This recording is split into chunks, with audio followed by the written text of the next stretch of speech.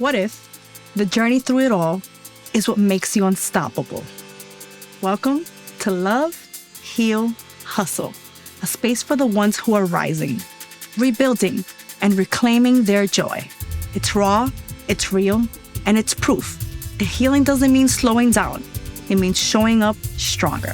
Tap follow, hit subscribe, and listen on every major platform. Let's grow, glow, and hustle together.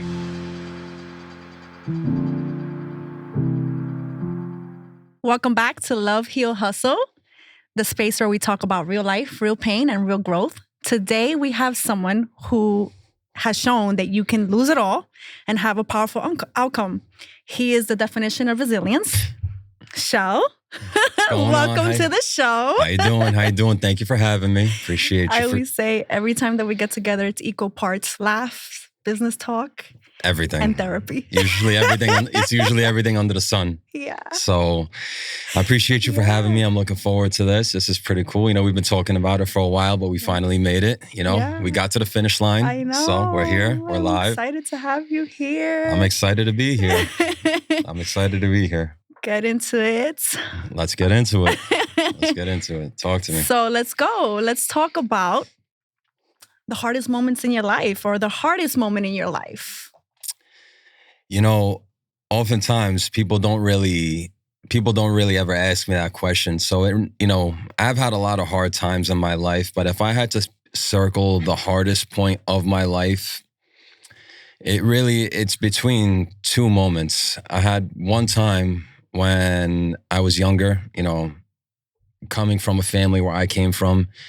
A majority of my family's from the eastern side of the world, so the philosophy and the theories and the way that you think is a lot different compared to how it is on the western side of the world. Right. So me and my parents, we never really were able to see eye to eye, so to speak. You know what I mean? And I remember one time when I was 19 years old, it got to a serious boiling point when that happened, and they ended up kicking me out the house at 19 years old. You imagine? All I had to my name was a $10 an hour job at some restaurant in the city called Pret. And I know Pret. Yeah, well, good sandwiches. Expensive, but good sandwiches. And I had that to my name, and I was in school. But other than that, there wasn't really much that I had going for me. And I thought that I had it all figured out, to be honest with you. I spent 8 months of my life just in the streets, between sleeping in shelters, between sleeping in the subways, subway stations, on the block. New York City, in the park, in the Bronx. It didn't matter. I was in the thick of it. You know what I mean? And crazy. I got a real life taste of what life was really like. Just when you think you have all the answers, life comes at you sideways. And, people always say life be life. And then at that moment in time, I have to say it was the hardest point in my life, because between spending time in shelters, spending time sleeping on subways, I would get robbed. Sometimes people would try to stick their hands in my pockets or my bags when I'm sleeping to just try and take something that was valuable, but I didn't really have anything. It was just clothes. That's crazy. And I got attacked at a shelter in the Bronx too. So at that point, I was done with the shelters, and this all happened. I got attacked to rob you? No, I just got attacked because what they tried to do was they tried to push me out of the spot that I was sleeping in to try and take that spot. So I was like, I wasn't really trying to fight. I had like 5 bags that I was carrying. I looked like I was hitchhiking everywhere I went. You know what I mean? And Jesus. That was a real dark point in my life, because I didn't know how to face myself, or how to really just tell myself that I was wrong. And that's really like where the hardest point came. Following that, I would try to have conversations with my parents, give them phone calls every once a month, just to kind of talk to them, let them know how I'm doing. And it broke my heart every single time to do it, to be honest. Yeah. And oftentimes I would break down into tears, because I knew I was wrong. I just couldn't admit it to myself that I was wrong. And that's part of growing up. You know what I mean? But when you go through that at the age of 19, it almost kind of forces you to grow up a lot quicker than you would normally want to. Yeah. And since that moment in time, since I got back on my feet, I realized that when it was time for me to admit my wrongs, I apologized and I humbled myself to my parents. I told them that, listen, you guys, obviously you guys were right. I didn't have all the answers I thought I had. Mm-hmm. And on top of that, I made a commitment to myself that I would never be in that position again, which I would say propelled my level of hyper independency as to where I'm at now. Since that moment in time, I graduated trade school, graduated college, became a guidance counselor. I love that. For special needs children. I started thinking business, different things with business, how I could get involved in many different ways. And, I just put myself, I learned that through that experience, especially in New York, it's not enough to have plan A and plan B. You really need to have plan A to Z. And that's good. Since that point in time, I never looked back and told myself I'm never going to be in that position again. Whether it's for circumstances I can control or I can't, I'm going to make sure that I'll do everything in my power to, never take that experience with a grain of salt. Yeah. And just look back and know that even though it was the hardest point in my life, it was the darkest point in my life. But it taught you a lot. It was the best thing that could have ever happened to me. Because it was the turning point. That was really what turned, and it, maybe the turning point would have took a little longer to get here had I would have got kicked out in the summer. But I got kicked out. I got kicked out at the end of November, the beginning of December. It was the winter time. It was the winter time. It's like the worst time because Jesus, like sleeping in the cold out. Oh yeah. Tell me about it. It was a tough point in time. And then, I look back on it and I don't have any regrets, you know what I mean? Because sometimes you got to get through the storm to see the sunlight. Yeah. And it built character in you too. Exactly. And, for me, I got through the storm and I told myself that, at this, where I'm at now, failure is never going to be an option for me. It's not. It's like the great Ricky Bobby said in Talladega Nights, if you're not first, you're last. So that's where my mind is at all times. I love it. Appreciate that. So now you work with kids and I love that too. I do. Tell me a little bit about that. What made you, this whole life experience is what pushed you towards that? Honestly. As far as working with children and getting involved in education, I think it's what you do. It's beautiful and I admire it. I look up to you for it. Thank you. Thank you. So. I wouldn't say that specifically what I went through propelled me to be in education and working with kids. I would say, and this is just me in the interest of full transparency. I was going to college with no real sense of direction as to where I wanted to go. It's almost like getting in a car without having a destination in place. That is all of us at 18 years old. I feel like at 18 years old, how are we really supposed to know what we want to do for the rest of our life? 18, that is too young. It's the expectation that society puts on people. It's societal pressure that by 18, you got to go into college and you got to figure out what direction you're going to go in. And even if you don't know from the start, you're expected to know as you go along. But the truth is... And it's money at the end of the day too. It is, right? It is money. You're paying for these classes and it's like you're still figuring life. You're still experiencing life because I feel like from 18 to 28 years old, you're learning yourself. You're learning what you like, what you don't like. It's like, how do you truly decide what you want to do for the rest of your life at that age when you're still trying to figure out yourself, when there's still a lot of questions that you have for yourself in the world? How do you decide that? And how do you invest? Because you're investing in that at the end of the day. And it's like, it's crazy to make that decision at that age. I agree. I think it's a lot of pressure for especially an adolescent teen that's coming out of high school to try and just, all right, you got 3 years to figure out which way you're going. And a lot of the time it doesn't really work out. And that's why college isn't necessarily for everyone, because sometimes people decide to take different routes with their life. Me personally, though, I am a big subscriber in the idea that, who you surround yourself with plays a big role in who you are as a person, and I say that to say, when I was in high school, my freshman year of high school, I went to McKee up by the ferry, which is a vocational school for trades and stuff like that. And it's the sister school to Staten Island Tech. So the educational curriculum was the same as it was in SI Tech. Like very high performance classes, a lot of high grade kids and all that stuff. And when I went there, I got to be honest, I didn't know anybody there. None of my friends went to that school, and I didn't think anything of it. But when I went to that school, I was surrounded by a bunch of kids that were just focused on exceeding and success and being successful. And I'm talking grade point averages of 100, 95, 98 consistently. You know what I mean? And when I surrounded myself around them, I had the most direction I feel like I ever had, especially at the age of 15 when you're a freshman in high school. Because all these kids, I want to be an engineer. I want to go to carpentry. And I saw this and I got excited and I enrolled into the automotive program. And I feel like if I genuinely would have stayed in that position, it would have been a lot easier for me to figure out what direction I wanted to go in. But the truth is, education was just something that I picked up not because it had anything to do with what I went through. It's because I'm very good with kids. I know how to speak to kids in a way that speaks to their experience. Doesn't matter what age they are. You could ask any of my friends the kind of conversations that I have with their kids and all this stuff. Because you don't even have kids. I don't have kids, but I have kids. Yeah. You know what I mean? And just being able to touch base with them and talk to them. Because, when you talk to kids, and you know this because you're a mother, you have children of your own.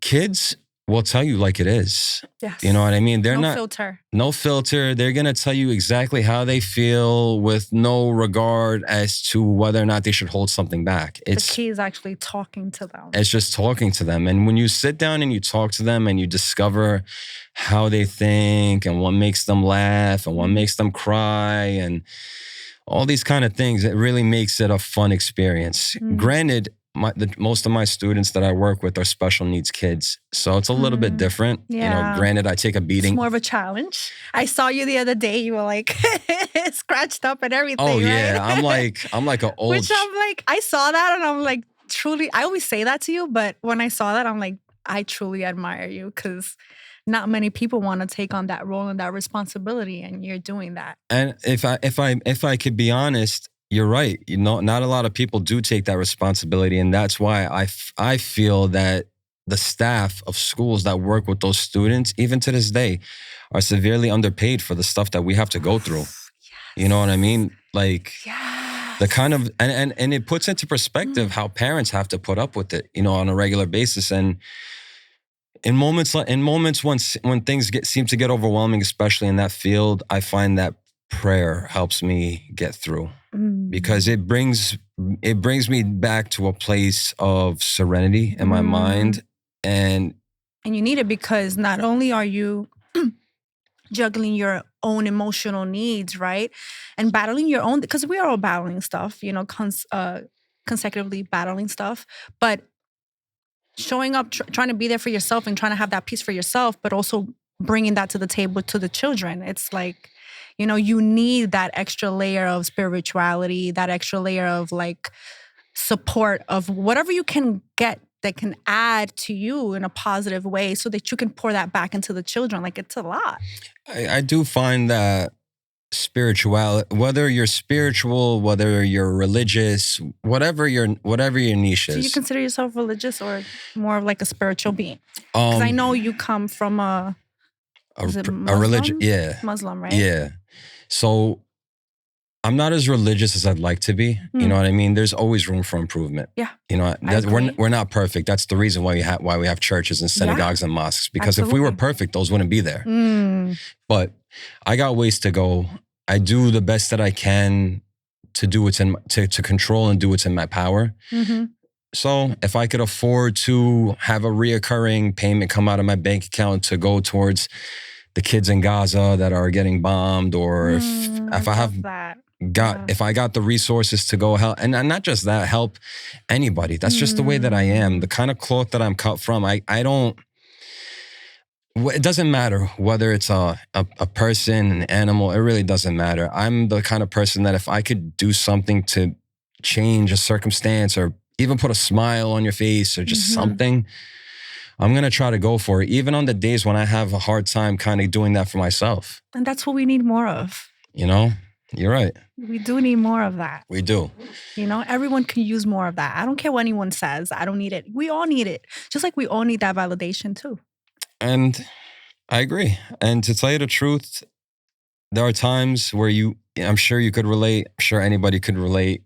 We could dish out more advice that we could actually follow. You know what I mean? That's good. And for me, I feel like I have been working so hard as I've approached 30 years old to kind of just go by what I say, as opposed to just saying what I say. Because if I'm just talking, anybody could talk. You could Google a quote Anyone can talk a good talk. But it's all about your actions have to match it.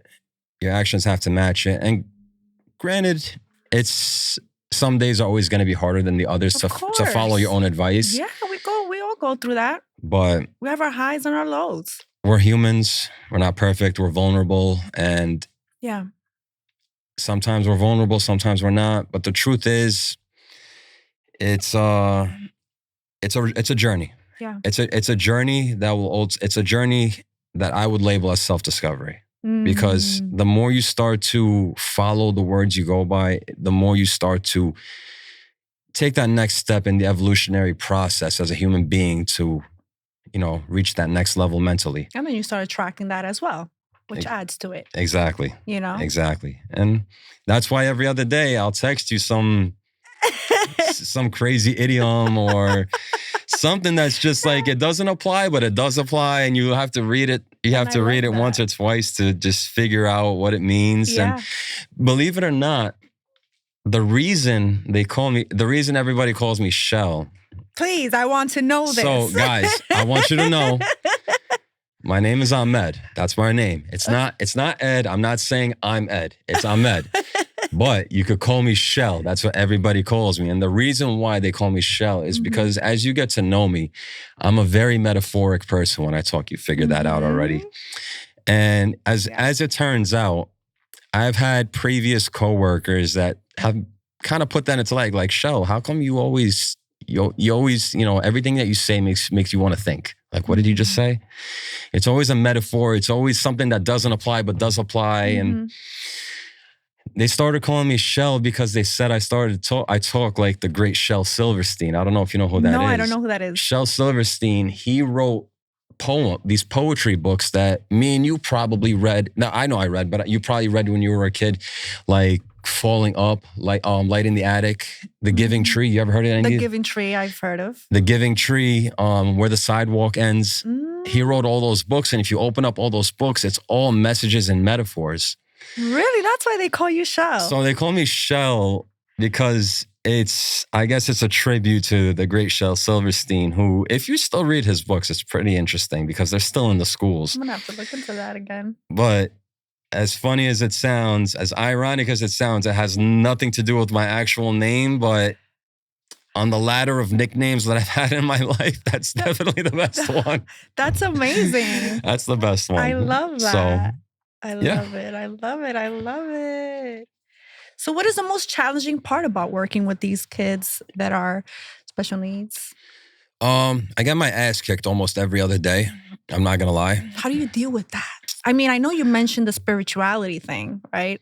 Like from an actual in-person standpoint, it depends on the kid. Because the thing is, when you deal with children that have special needs, whether it's Down syndrome, whether it's autism, whether they don't have a particular defect, but say they're emotionally disturbed because they were children of children of the system, stuff like that.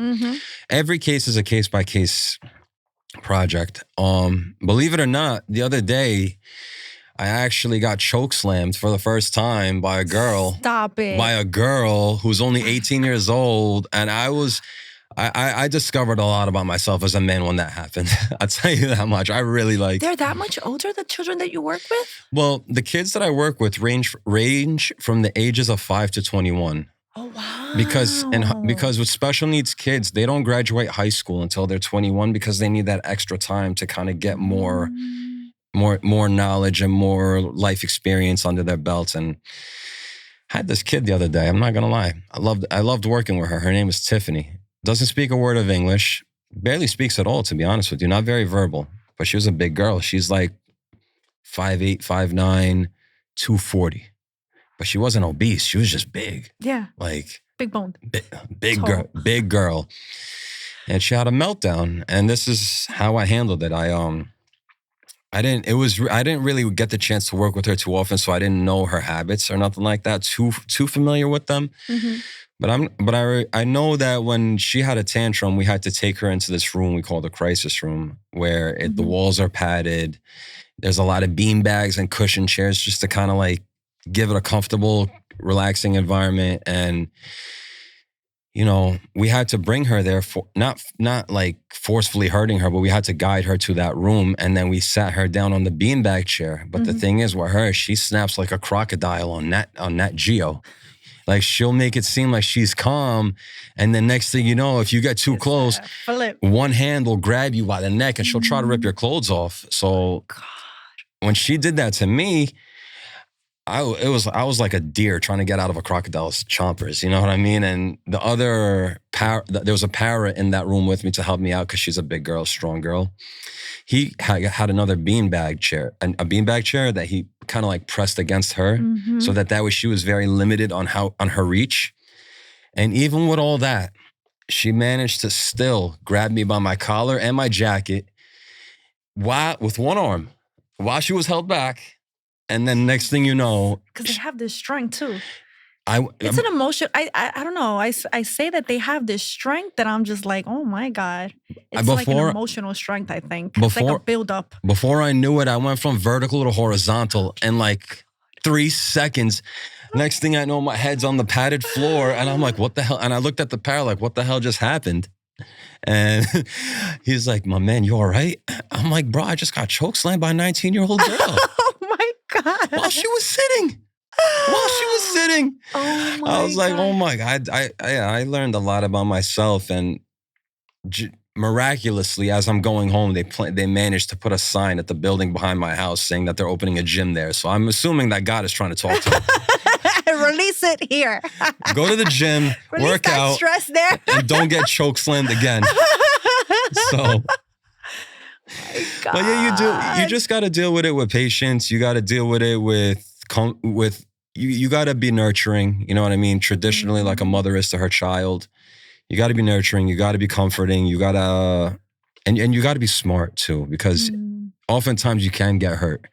I've seen students hit pregnant staff members, older staff members. You have to learn how to restrain yourself too. And you got to learn how to restrain yourself. And sometimes to not react to that, be reactive to that behavior or match that behavior. The problem in today's society is that I'm a firm believer that regardless of a kid's condition, unless they're like, like cerebral palsy or something, you got to still enforce some level of discipline in these kids' lives, because kids, whether they could think straight or not, if you're too much of a doormat, they're going to walk over you and they're going to be spoiled. Just like anyone in life. Just like anyone in life. And when they don't get their way and they hear the word no, that's when the tantrums happen. And it's so hard for us as people who work in the New York City Department of Education, because there's only so much you guys can do. There's only so much we could do. And a lot of the time, it works the same way for the parents.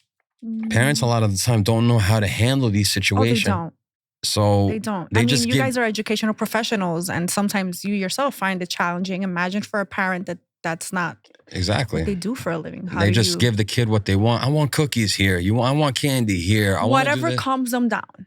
Whatever calms them down for the moment. But not actually addressing the actual problem. And that becomes a trigger.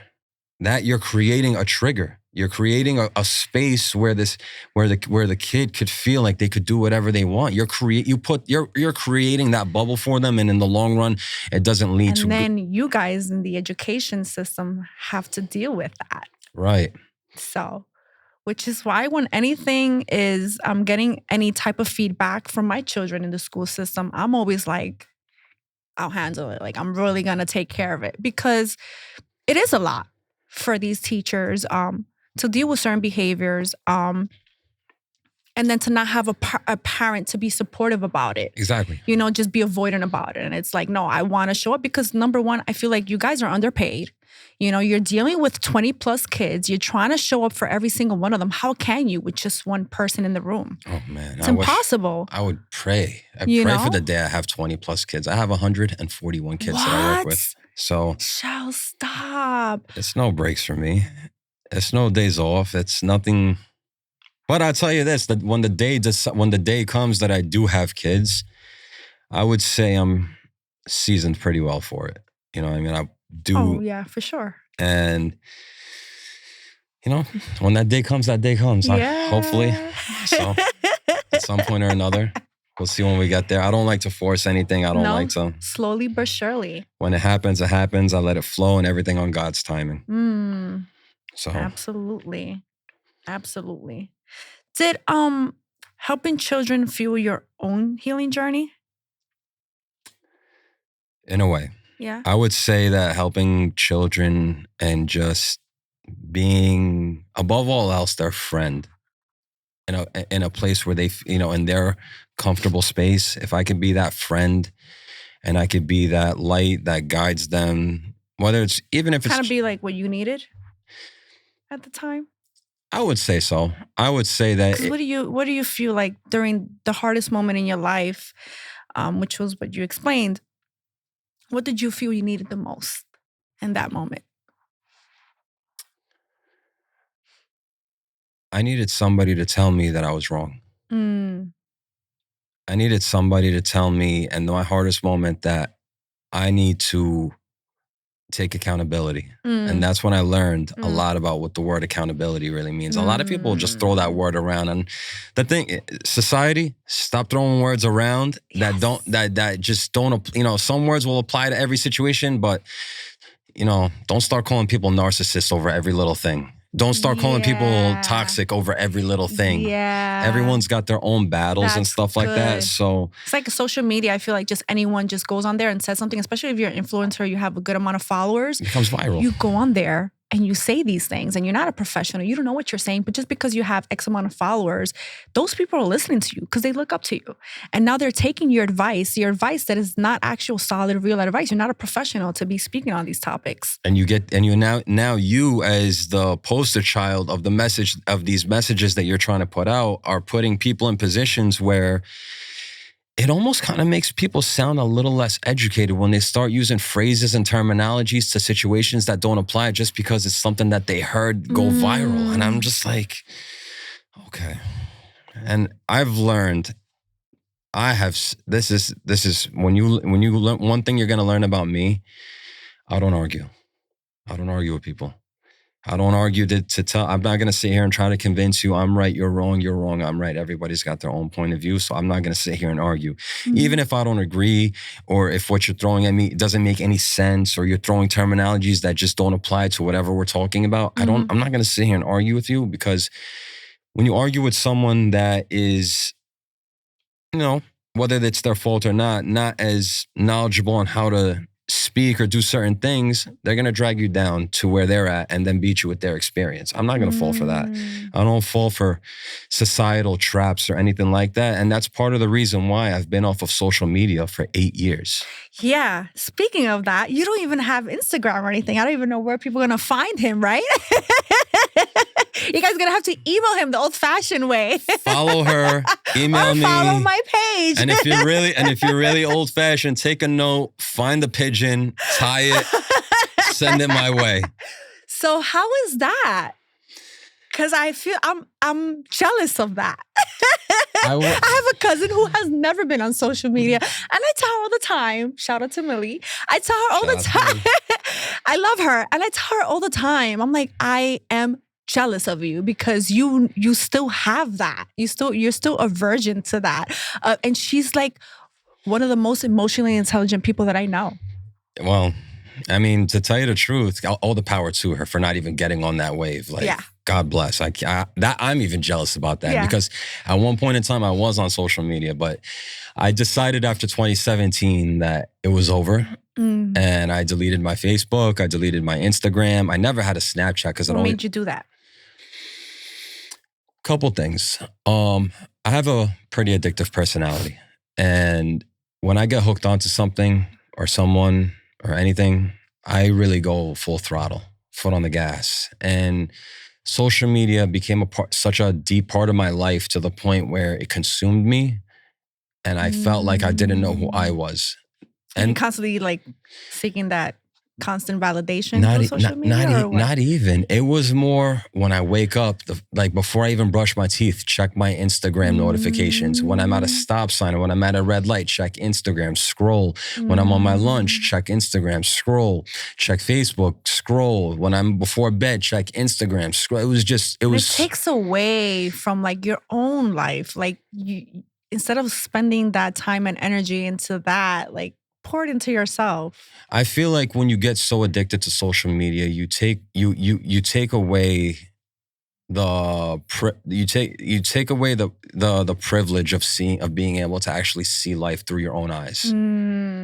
That's good. And for me, because you're on there viewing the unrealistic true illusions that people are living, right? Because at the end of the day, people are not posting their hardships, their struggles. I mean, people do post it, but not as frequently, not as often. What they're mostly posting is their accomplishments, their success, their happy moments, but no one is posting, which is like a big part of the reason why I'm like, oh, I want my show to be real, raw. You know what I mean? Because I feel like the newer generation is being born into social media, not understanding that, you know, everyone is posing this perfect image of what their life is, when that's not the reality of things. Like, it's a facade. Everyone is struggling. Everyone is going through stuff. They're just not always are they posting it. 1000%. And I would also add, a lot of the content that now circulates across social media platforms, it's not healthy. It's very toxic. And I say, and that's a time when I'm using the word the right way. But the reason why is because I remember and I know it's all predicated around what you view and what you like nowadays and stuff like that. But I remember there were times when I would just get on social media, 7 a.m. and just the second or third image I would see is a chick shaking her ass, or somebody jumping off a building, or cops beating up on a person of color, or just all this negative nonsense that I just did not want invading my life, because it doesn't make me feel good to see that shit. I don't want to I mean, don't get me wrong, I'm a straight guy, but I don't want to be the first thing I see in the morning is a woman shaking her ass, dumping a gallon of milk on herself and stupid shit like that. Is why I got away from it. And on top of that, I just really didn't give a shit about what other people were doing. I really don't care what you're eating for breakfast. I didn't care if you were at Six Flags with this person. Like, enjoy yourself. You know, get give yourself the validation as opposed to trying to get it from other people. Give yourself that validation, because that's what a lot of people really are on there for. Right? They look for validation from other people. That validation. But that constantly performing. And when you look at the different effects psychologically down the line that it has on the human mind, it could create levels of insecurity. It could create an environment where you can't even think for yourself. Speaking of that, where you can't even think for yourself, now that you're on this subject, AI. A lot of people are not realizing, and that's a very good topic. I would love to have someone that has a lot of knowledge on artificial intelligence to come on the show to speak about this particular topic, because I feel like a new challenge that we're going to have to overcome and encounter is AI. Why? Because I feel like a lot of people are using AI instead of using their own critical thinking, which is important and is crucial. So now you're constantly depending on AI to give you like advice, to like speak for you, to type certain things up for you. And you're not sitting there actually practicing it and using your critical skills. You're using AI. That's the evolution of social media. It's getting worse and worse. Yeah, more. And that's why, like, a big part of the reason why I'm just like, I'm big on books and I'm big on reading, because I feel like a lot of people are using social media and AI for information. Yeah, they're not using their freaking brains nowadays. People are they don't realize the long-term side effects of that. It was crazy because, you know, in 2017, I was 22 years old. And this is when the reality of that really set in. At the time, I was living a very, I guess you could say, tumultuous lifestyle. I was promoting in a lot of clubs and lounges. And, oh, really? You in that life? In the nightlife? You see my eyebrows?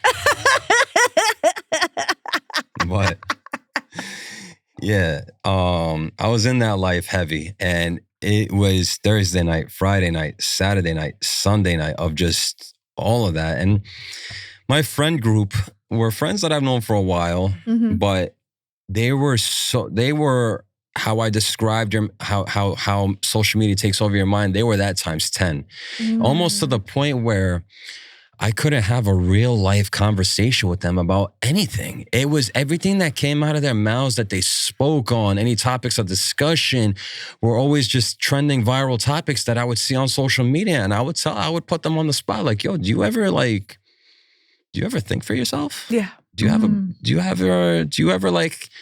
have your own personality? Are you somebody? Yes. Or are you just a 3D printed version of your profile on Instagram? Ah, that's good.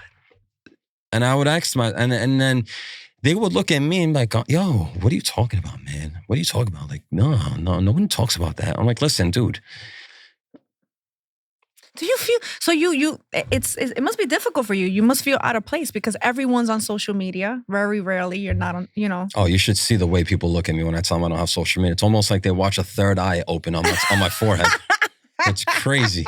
They look at me like, oh my God, like how do you keep up? A healthy person would just be like me, like, hey, I admire the fact that you're not on social media. Nah. Like, I want to be closer to you. some people take that as well, I guess I could say more towards the dating scene. I would say that has presented itself as a red flag to a couple of people that I've spoken to in the past, and I could see why, but you really got to they look at it as like, who are you hiding from? It's not. And it's like, I'm not just trying to be consumed by all this, Well, that's what happens when you... Yes.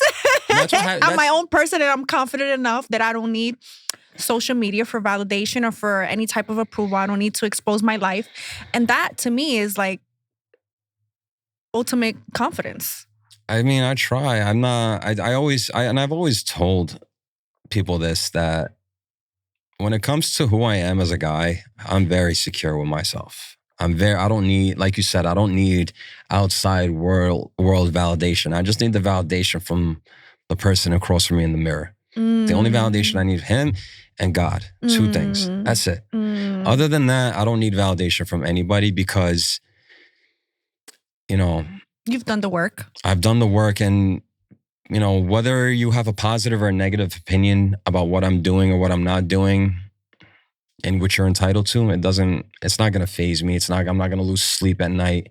You know what I mean? I remember times when I used to be so consumed with, if I was to like post a photo and did the girl I have a crush on like it? Did she see it? I don't need that stuff in my life. I'm confident in myself. I don't need to talk to random people about random things that they're commenting on from my photo, from a photo that we liked. And it's just so complicated. And nowadays people look at how many followers you have and they judge you based off that. It's almost like you're really going to sit here and look down on me because I have set amount of, like, how corny is that? Yeah. That's... Your worth is equal to your followings in the social media world. I don't believe in... I mean, if that's the case... Now, and this might be a little controversial. I'm sorry, guys, if it is. But I feel like those people that are influencers, that have a lot of followers, they're constantly performing, right? And I feel like that's just something that they need to heal. It could be a way for people to let off steam and just kind of like, they put this facade on. They need that validation, that performance, those photo shoots, those constant photo shoots of repetitive photo shoots. To me, that's performance. That's you constantly seeking that validation, that constant approval. Now, if you're a professional on here speaking on these topics that can help the greater population, then that's different. That I don't see as validation. That I see as knowledge and you wanting to help and be plant your seed in the world and help other people, right? Rather than just sitting here all the time doing these pointless photo shoots. I mean, listen, if you're a fashionista, great. I love it. To each his own. But other than that, I do feel like a great part of it is just performance for validation purposes. I agree. And if that's your way to heal, if that's your way to convince yourself that you are valid enough, then all the power to you. Everyone is different. Right. Me, I get validation from myself. Like everyone, even though I say, I don't need validation from any outside sources. My validation comes from, the hard work that I put in when it's recognized by my parents because of what we went through in the past. Right. When it's recognized by God or the universe and I'm being rewarded with something somehow, some way, like what I shared with you yesterday. Whether it's, somebody that I'm in a relationship with, that's really the only validation that matters to me. Because at the end of the day, great. You have an opinion on me traveling or me eating this or me doing that or me working. But what's a stranger's validation do to you, right? It doesn't. Right. It doesn't really. And don't get me wrong. I appreciate any type of constructive criticism or validation, compliments. I mean, because let's not take away the fact that as humans, we all do need some sort of validation. There's some sorts of validations that people need to understand. It's not the validation you need. Like, for example, you're saying like your parents, like the person you're in a relationship with. I feel like that's healthy validation. But what do you need validation from a stranger from? I don't think I need it. And that's why I got off of social media. I just didn't want to see the nonsense that I would see when I would get on it. I didn't want to be so addicted to it. I didn't want to be judged off of how many people I follow. This is bullshit. Like it's pointless. And as social media has now evolved into what AI is, I think, and I'm scared to know what's past that. We haven't even scratched it. We just scratching the surface of AI. I'm terrified already. 20 years, they might come out with it feels like it was just yesterday when I accepted Tom on MySpace as a friend. You know what I mean? In 20 years. Now we have a whole robot Neo. You know what I mean? Heard of that like, robot Neo? Robot Neo. Now you might get on ChatGPT, and it's scary because you might end up even getting on like even dating platforms and stuff like that online. And a lot of the profiles and a lot of the stuff that you see and the things that people put out is things that they had to ChatGPT or they had to get online. So you don't even know who you're talking to at that point. And yeah, So we spoke a lot about, breakage and your struggles and whatnot. But let's talk about a little bit about the positive, the success that you've created. Because I feel like you're doing a lot in your hyper-independence energy, which is not always a good thing. We have to learn how to accept help from people. We do. And I say that to myself as well, because as you know, that's one of the things you and I bonded, right? We bonded off of that hyper-independency, that survival mode. It's like I'm still going through that of like being acceptive of people's help and whatnot, because I do have a hard time accepting help from people. Right. Because I've been on this energy for so long. But let's talk a little bit about like the things that you've accomplished, because I feel like you're accomplishing a lot of great things. Aside from the education part, that's like, for me, that's like a huge accomplishment. That means a lot. Right? Because that's a purposeful thing and it's also successful. Right. I look at it that way. But then you also have other things that you're working on. Right. So as it stands, the Department of Education, that was my first, I guess you could say my first hustle. Right. Then I got involved with selling solar because someone, my cousin and a couple of people just told me that like, yo, when it comes to talking to people, you just have such a knack for it. Have you ever thought about getting into sales? I was like, no, I never really thought about it. But I got into it. And actually yesterday marked a year since I started doing solar, which is beautiful. And it's been... Congratulations. Appreciate that. It was not easy. The first 6-7 months, I was sticking ice cubes between 2 slices of bread and eating them. But part of the journey. It's the journey, It's the journey. In order you gotta go through it. Listen. To appreciate in life, and I'm gonna preface my comment by saying, this is not from me. The great Triple H said this: when you put a piece of coal under a significant amount of pressure, one of two things are gonna happen. It's either gonna become a diamond or it's gonna crumble. That choice becomes yours. And that's why they call me Shell. Ooh, that's good. But essentially, I started selling solar and it's been beautiful so far. As of the last 6 months, I would say that I have easily went over $145,000 in just 6 months in just sales, which is beautiful. That's amazing. And I say that in the most modest way possible. And just being able to do that with my other hustle has opened many other doors for me. I also am I'm a partner in a sneaker store, sneaker and clothing store in Staten Island called Sneaker Zoo and Apparel. Shout out to Sneaker Zoo and Apparel. I love that. Come shop, come see us. We got everything. New Yorkers love those sneakers, you know. Absolutely. We love them Jordans. Don't get addicted, though. You know that comes with it. When you get addicted to sneakers and clothes, I've been addicted to sneakers since I was like 12 years old. You know, it's part of growing up in Brooklyn. I mean, yeah. I mean, I knew that the moment I seen you with a Knicks jersey on, with the Knicks dunks, I was like, wow. She's a Knicks fan too. Holy smokes. But I'm doing that, which is pretty solid. And I got a couple of other independent hustles that I'm working on. I got a smoke shop up in Patterson that That's another future right there. Doing that. And the vaping thing is big right now, you know. I follow the money. That's all I do. I love it. Shout out to Break Room. Hustle, that's it. Shout out to Break Room. Come check us out. But yeah, Break Room up in Patterson. Break Room in Patterson. Between Patterson and Clifton, that's where it's at. Okay. You can come check us out. We have that going on. For sure. And I been putting a lot of thought the last, a couple weeks into publishing a book, which I spoke to you about. Yes. And please do so. January is when the project is going to start. I'm anticipating for it to be done by December. Yeah. And you're gonna like the title. I came up with it. Will. Of course I will. Everyone calls me Shell. Obviously, I broke down the origin. But when you think Shell, what do you think?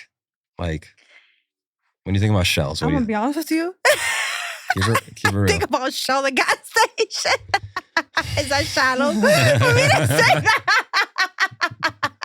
I don't think anything of I can't really think. No, I do got gas, but still. That's a good one. You got fuel. You got gas. But no, a lot of the time when you think shell, you think seashells. Seashells, yeah, I was gonna say that after. That would probably be option number 2. No, yeah, I was literally gonna say seashell, but yeah. And where do you find the shells? You find them by the ocean, yeah. By the sea or by the ocean. So the title of my book, it's already set in stone. It's going to be Sea, but it's going to be spelled SEE by Shell. Ooh, that's good. So you could see how I see.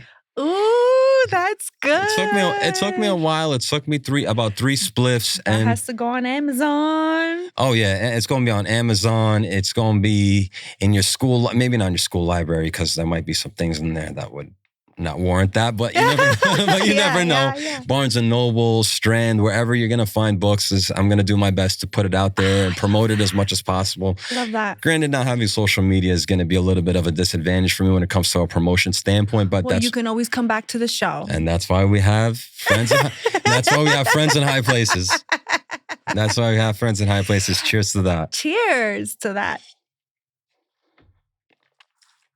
Now, I also want to talk about your outreach program because I feel like that's something that's very important and something that I would love to share with the audience. So, guys, this month, if you guys want, I'm starting an outreach program that is going to be dedicated towards helping people in shelters, women and children shelters, as well as homeless people who are struggling out in the street.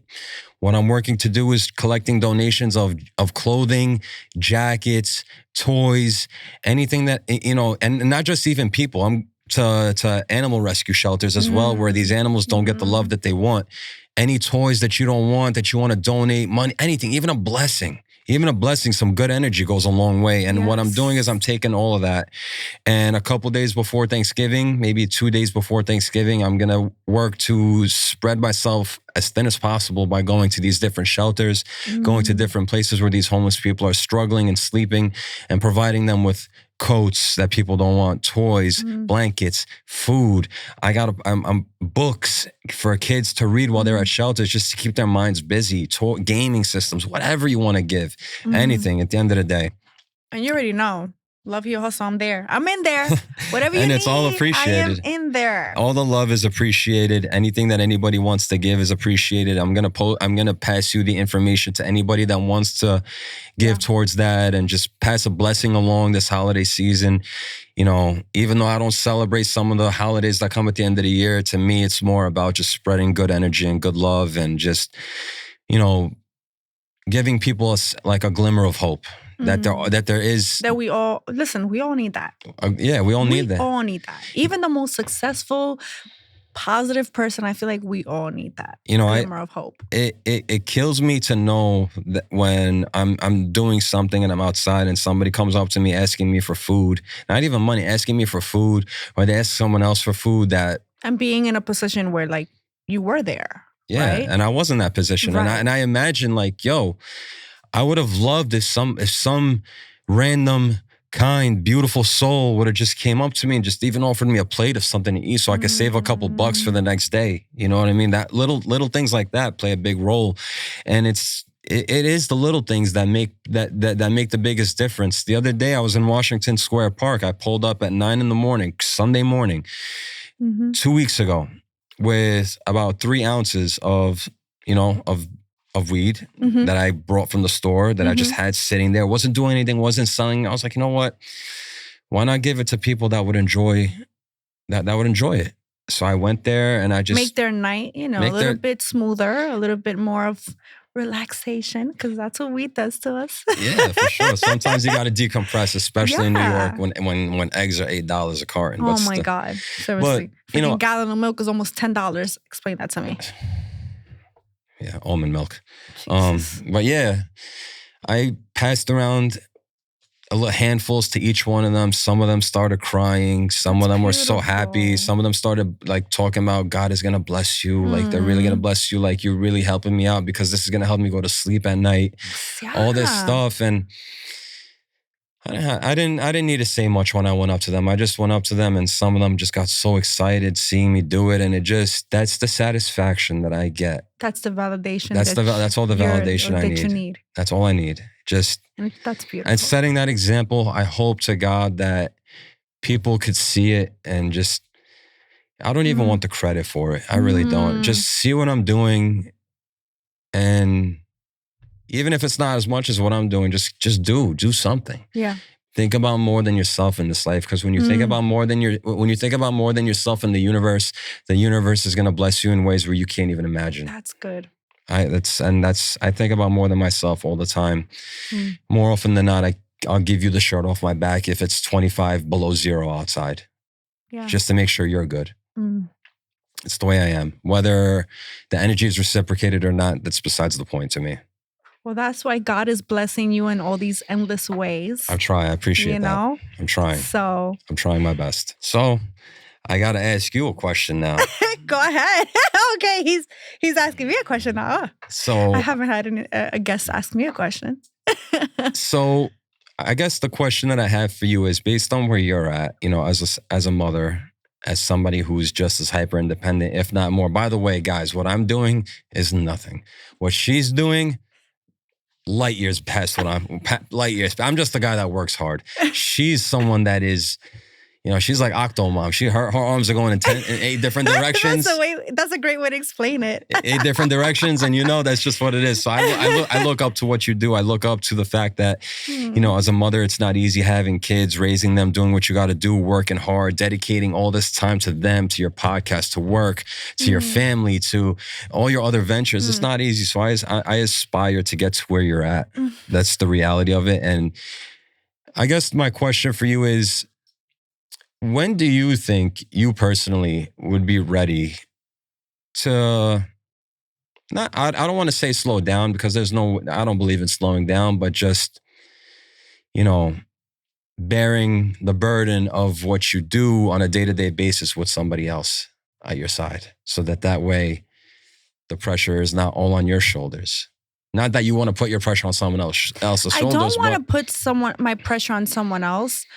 I think that I would like to find someone that can hold my hands and kind of go through life together and make life more bearable, for sure. I feel like for now, my purpose is obviously, my podcast. I feel like that's my purpose, but also I'm trying to break some generational stuff, generational traumas in my family that I'm working on in my household, including with my mother, with my father, with my brother. Happy birthday, Mom. Happy birthday, Mom. Yeah. Mom, if you see this. That's right. It's my mom's birthday today. If you see this, just know Shell's ready to party. Holla at me. Happy birthday to a true queen. I true love you queen. so much, Mom. Your twin, by the way. Just yeah, she is my twin. Yeah. Remember that message I sent you? Yeah. But I think that once I accomplish that and I break those barriers and then I can find a partner that can hold my hand and together we can navigate life and make it more bearable. I feel like that's when I can start slowing down for sure. And I appreciate everything that you said about me. Well, truly, it comes from the heart. Truly. Mi corazón. I had to say that with a little bit of sazón in my voice. Just a little bit. But thank you so much for coming on my show and sharing all these powerful stories that I know is going to motivate a lot of people out there. I appreciate you for having me. I appreciate you for giving me the chance to just, of course, let my voice be heard. Yeah. Even though, there are a lot of things that we face on a day-to-day basis. The fact that you made the time for me to be here and just gave me a chance to be myself, and because I see the value, I see all the value in you. I appreciate that. You know what that. I mean? And it's a beautiful thing. There's not many people like you in this world, and I feel like I should have shared that with the audience, and I am today. Well, you're making me heavy. You're making me heavy because I'll be honest with you, no one's ever told me that. Yeah. No one's ever told me that. Like, I get, people always say nice things to me, but no one has ever really shined the light on knowledge. Even saying that that the value that I have. So that means a lot to me. Of course. And, I hope to God that, in the next episode, if I'm ever on again. You will absolutely be on. You will absolutely be on. We have more to talk about. With what? With his book. With my book. Next year. Shout out. You heard? When my book is published, you guys are going to know. Yes. And let me tell you something. I won't make it expensive either. So. I believe that. I love it. There's that. I love it. Like I said, thank you again for having me. Sure. And till the next episode, right? Thank you. This is Love, Heal, Hustle. I'm your host, Isaura. Peace out. We done. You're not just surviving. You're rewriting the rules. If this spoke to you, don't keep it to yourself. Keep loving, keep healing, and don't you ever stop hustling. This is Love, Heal, Hustle, and your story's just getting started. Tap follow, hit subscribe, and listen on every major platform.